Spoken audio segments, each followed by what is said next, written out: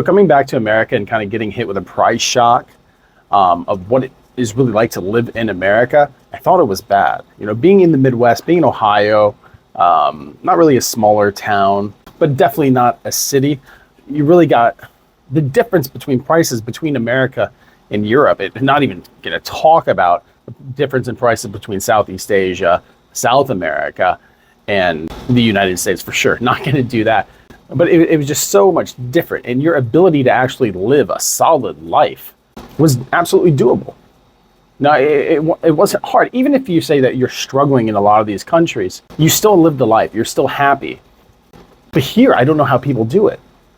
I walk around, when I walk the dog, when I walk our field correspondent Logan, when we're out doing our research, I look at the houses here. And number one, most of them are just kind of duplexes. This is a working class neighborhood, very diverse. But this isn't families that are living in these homes, right? If there are, that's multiple families that are squeezed into individual homes, because you have a 1,200 square foot house for like $600,000, something that's built in the 70s, 60s.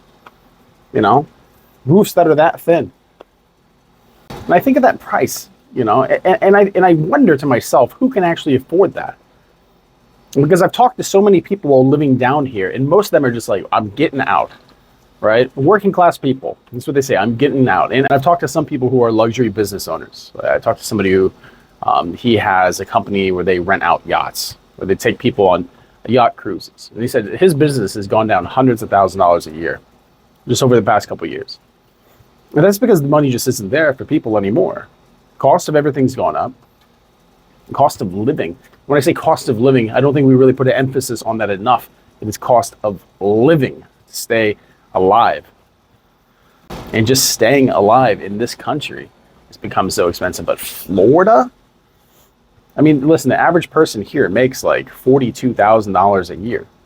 Average home, right, is, if you're looking for a small starter home, right, something old, who has that kind of money? And that's why you see at nighttime when everyone's off work, 5 or 6 cars outside of one of these small homes, because so many people are living in them.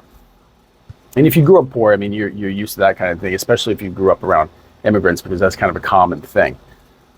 Because, back in the day, they were very low paid, and it was more safety as well.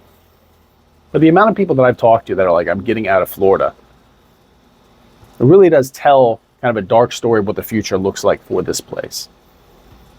My wife wants to move down here, and I absolutely refuse to, because this place just feels like a scam. Because you get juice for absolutely everything when you live down here. Is the food great? Yeah. Is the weather fantastic? Yeah. Are the beaches nice? Yes. But most people, if you want to travel from where I'm at here in Margate and actually go to Miami, I mean, you have to take the Sun Pass, or else you're going to be sitting in an hour and a half worth of traffic just to get there. It's like 15 miles away.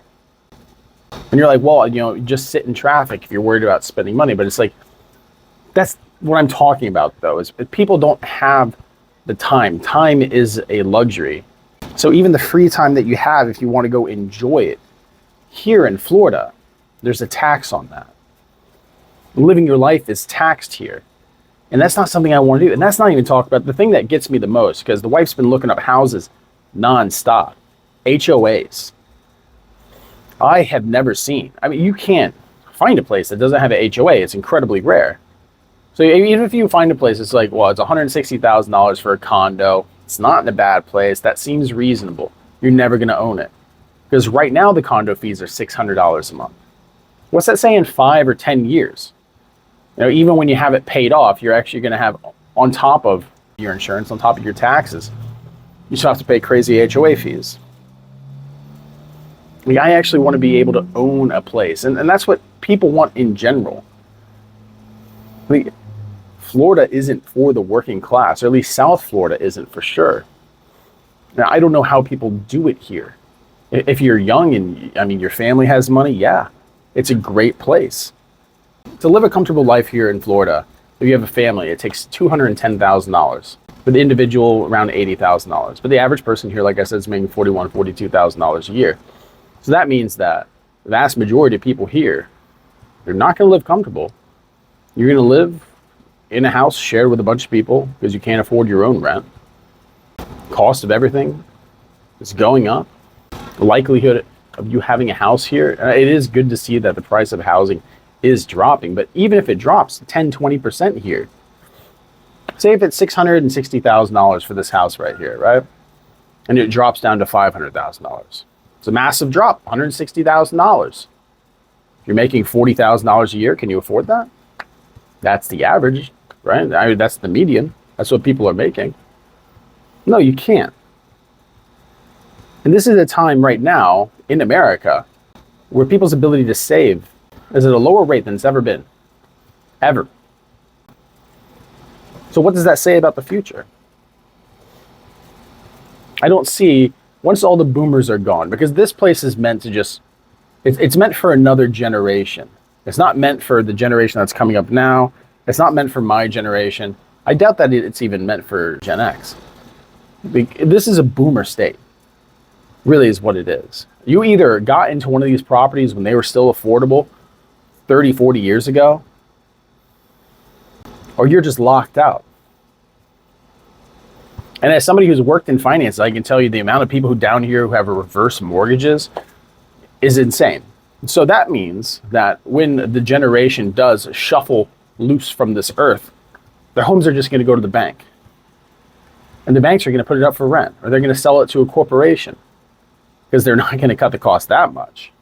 So you really have to tell me, like, what's the great appeal here? And I know we have a lot of Florida viewers out here. Tell me what you think. Because cost of living down here seems nuts. And it seems to just kind of hit you from all angles. I mean, how do you do it? I understand, yeah, Aldi's is good. You can still get affordable groceries, which honestly, that's the most amazing part. Because if you want to go out to eat, it's an arm and a leg. If you want to go looking after entertainment, that's an arm and a leg. So other than going to the beach, skateboarding, walking around and riding a bike, I mean, what can you really do? With that said, there's a lot of things I do like about Florida. I do like the beaches. I do like the kind of the boardwalk beachfront areas. They're fantastic. Is there a lot of third spaces here? There's more than Ohio. That's for sure. Like I said, the living standard here is much higher than it is in the Midwest. But for me, it's the affordability that becomes the biggest factor. Because I'm not thinking right now. Right now, can I afford to live here? Yes. But I'm thinking 20, 30 years down the road. What does Florida look like? And that's not even talking about the politics, laws, the crime, or just the future of the United States in general. I'm just saying that Florida, of all the states I've been to besides California, this place is expensive. And the cost of living here is nuts. And I don't see how people do it. But let me know what you guys think. If you're still here at this point, like and subscribe. I want to get out here a little bit more and show you guys Florida. All right, if there's anything that you want to see, let me know. Any other topics, whatever, just put it down in the comment section. I got more time now, so I'd like to make more content. I'd like to make some more videos. Not just, of course, the finance side, the mortgage side, and all that, but I'd like to kind of broaden things out a bit. Talking about the politics is great and everything, but it's exhausting. And there's really no point in it because nothing's going to change in this place, at least not for the positive. It's all going downhill. But thanks for stopping by as always, and we hope you guys have a good one. Take care.